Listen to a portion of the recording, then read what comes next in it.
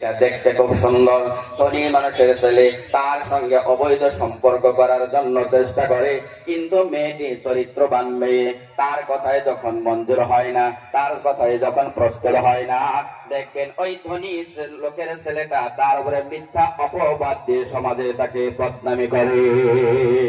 আছে না নাই কথা বলেন?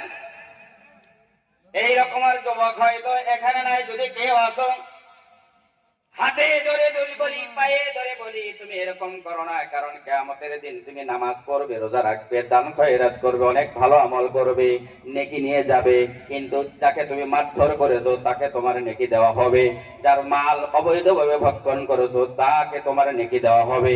কোন সতী সাধবী নারীর উপরে যদি তুমি মিথ্যা অপবাদ দিয়েছো, তোমার সব নিয়ে তার কাছে দিয়ে দেওয়া হবে। কিন্তু দিতে দিতে আর নাই, কিন্তু আরো মানুষ আছে যারা পাইবার আছে, কিছু করবে কি? কাউকে মারছে, কারো উপর বদনাম দিচ্ছে, কারো ধন সম্পদ অবৈধভাবে আত্মসাৎ করছে, ভক্ষণ করছে, যে একজন বাকি আছে, সব শেষ।